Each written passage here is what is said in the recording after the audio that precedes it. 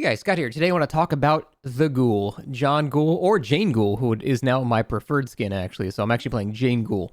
And I want to basically reiterate the opinions that I had on the PTB, but I was, I'll be honest, too scared to cement them into my permanent opinions. I mentioned them, but I said let's, wait till it comes out because I was too scared of people that hadn't gotten a chance to play yet, doing the whole standard, you just want all killers nerfed, you blow up survivor side. I just wanted to just avoid the headache this time. So rather than, I did say them, but I said they shouldn't commit to these things until everyone's had a chance to play them.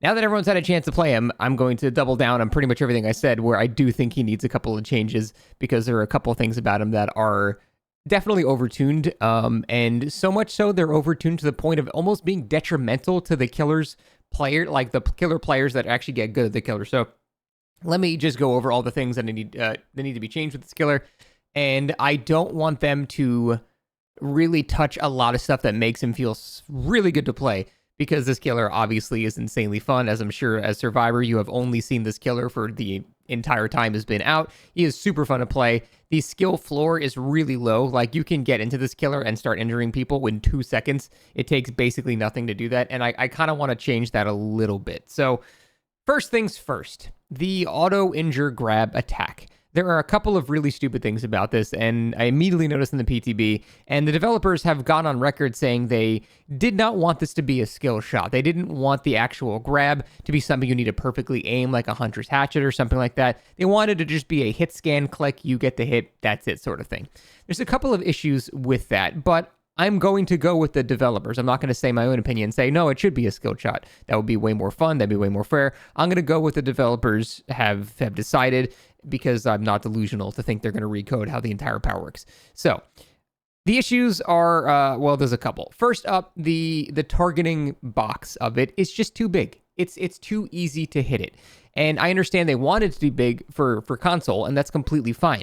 But it doesn't have to occupy 70% of the screen. It legit is like 70% of the screen. It is damn near impossible to miss. This results in a couple of frustrations. One, it lets people that are not even good at the killer just injure people for free, even freer than Legion. Even Legion has to respect a pallet and might get stunned, so there's a little bit of something there. There's essentially nothing you can do if this killer sees you and has any type of line of sight to you whatsoever. You're going to become injured and go in deep wound.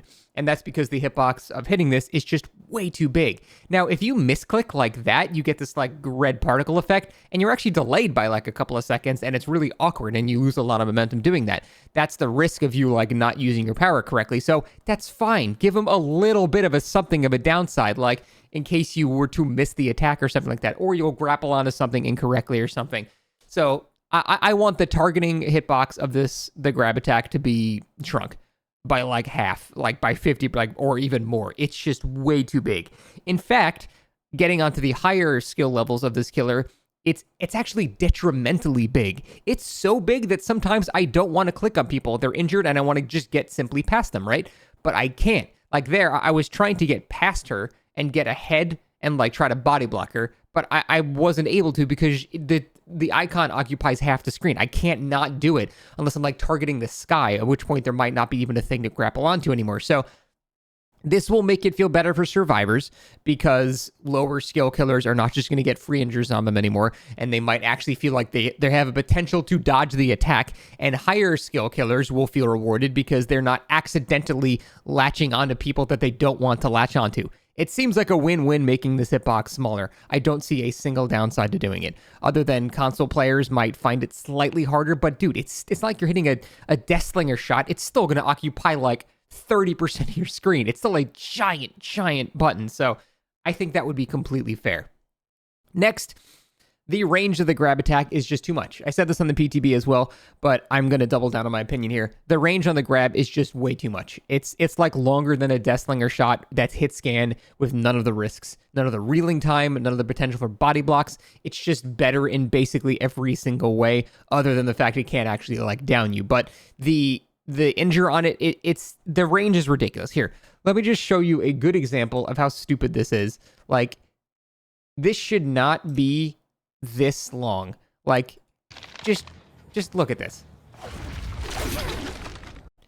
Here's a trivia question. Do you think I'm going to hit this Sable here who's probably 22 meters away? Of course I am. That's stupid. I'm sorry. You shouldn't be able to do it from that far away. I don't agree with that. I think that's just a bad idea in general.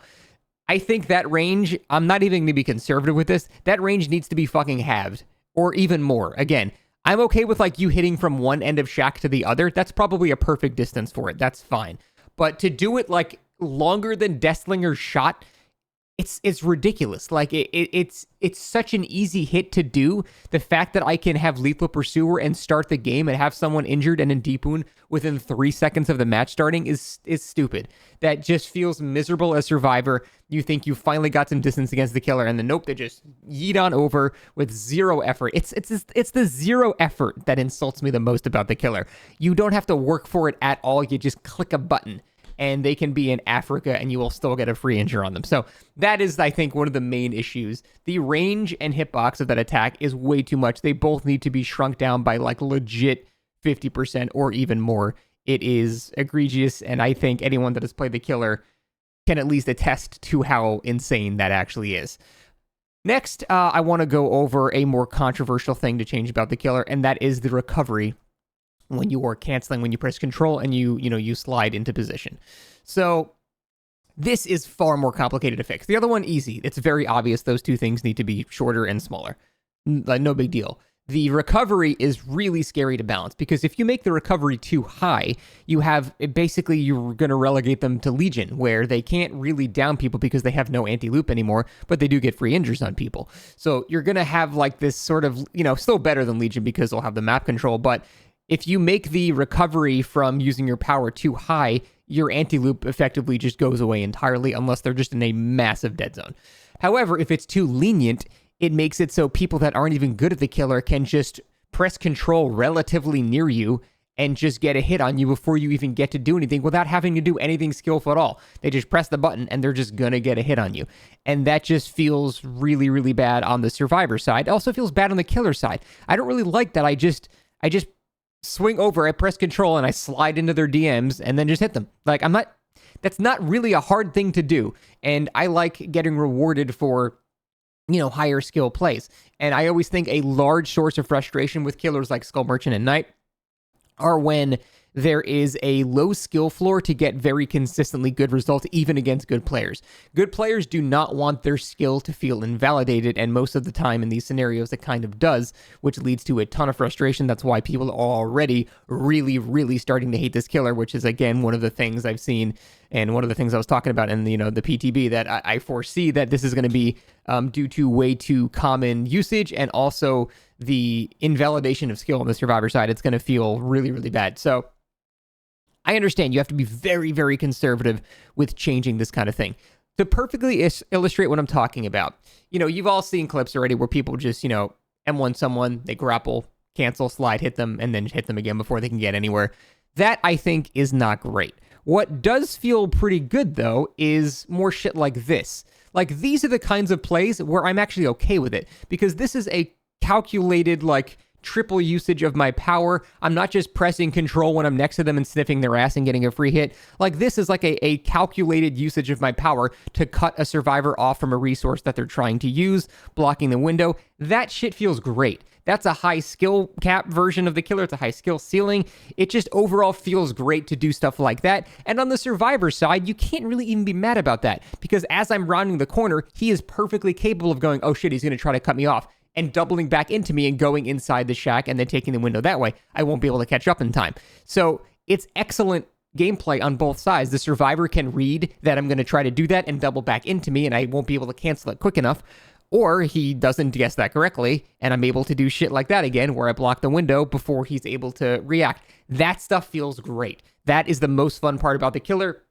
It's also the hardest thing to complain about a Survivor, because when that happens, you can genuinely feel like you've been outplayed. Instead of just a killer just getting a free hit on you, you're like, oh shit, that was pretty cool. Those are the kinds of downs when I'm playing against very strong killers, where I'm just like, all right, yeah, that sucks, but fine, that was pretty cool. Like, you don't feel as bad about it, and that results in less frustration, because people that can justify themselves going down on Survivor due to the fact that the killer just did a really good play and not that the killer's overpowered as fuck, it results in less frustration because getting killed by a good player is not nearly as insulting as getting killed by a bad player with a killer that's broken. You know what I mean? That's the sort of mindset I'm going towards with this argument here. So that is, I think, an issue. We need to find a very, very fine balance on what the recovery time of that power should be.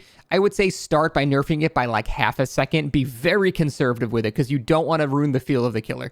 Just be very conservative. Start with half a second. See how that feels for a couple weeks, and then we'll go on from there. I don't want them to just, take a guillotine to it and nerf it by 2 seconds and we're in a Legion scenario, but I also don't think it's okay being left as it is right now because it does feel like the unrewarding hits are just far too common right now, and that's resulting in a lot of frustration. The final thing about this killer that needs to be addressed, and again, this is something I immediately noticed in the PTB, I believe he is the best tunneler in the entire game. He is way too good at tunneling. Not only can he tunnel from, next to somebody, he can proxy camp from 40 meters away. He can see someone running to the save and not only get in position to damage them, but he can stop the save from like 40 meters away. He is so good at it, and even if he doesn't want to do that and he wants to go back and just tunnel the guy off the hook, he can grab the guy off the hook, instantly cause deep wound, which cancels dead hard. It's going to cancel off the record. It's going to cancel all of these endurance perks off the hook. So all of the second chances a survivor might have to defend against being tunneled, they don't exist anymore versus this killer. And the fact that he can get in position and you can't even get away. If you get something like babysitter or something, you can't even sprint burst away from the killer because he's just going to cut you off. So he is way too good at tunneling. And that I 100% think needs to be addressed and nerfed. There's a bunch of simple ways to do it. For example, you could just make it so when someone's under the effective endurance, they don't take a damaging state from the grab or something like that.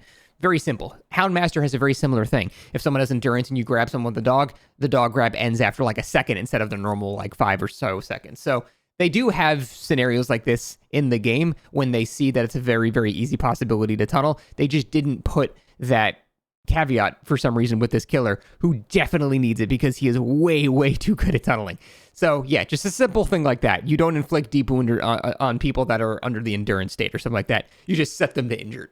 So even if there was somehow an endurance state on a full health guy, you'd still injure them, but just no deep wound. At the very least, then people can use whatever second chance perks that they might have, which again, if they're against a tunneling Ghoul, they're going to need them because it's not even going to buy you that much time. Decisive strike against this killer is a joke. They just catch up and like literally 6 seconds later, you're going down again. So it's really, really a problem how good he is at tunneling. But other than those things, like the first two are pretty minor tweaks. Having the range of the grab is not as insane or crazy as you think it would be because you still got the other two to get you in position to still hit the grab. If I had to suggest one more final thing, this is more just a quality of life than anything. The grab, the reason people feel like the grab is so bullshit is because they're still under the impression via the animation that it is some type of shot that they should be hitting. And then they get hit through walls and they're like, okay, well, that's stupid. Why am I getting hit through walls here? And it's because people don't really understand that it's a hit scan attack. The problem is not the way that it hits. The problem is the animation doesn't link up with what's happening.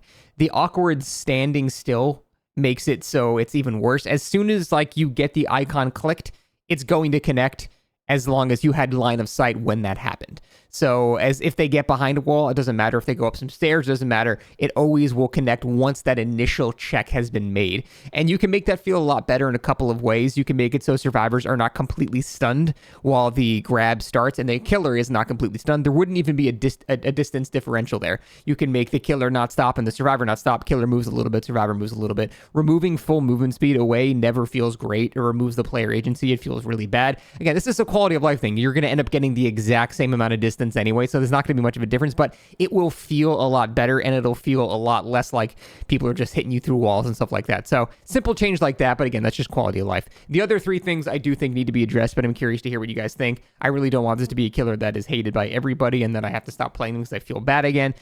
So let's try to get the killer into a very good spot because right now I think they're top 3, top 4. They are extremely good. A tiny, tiny nerf to a couple of things is not going to make them not a good killer. They're still going to be insanely strong. So those are my opinions so far. Curious to hear what you guys think. Thanks for watching. See you next time.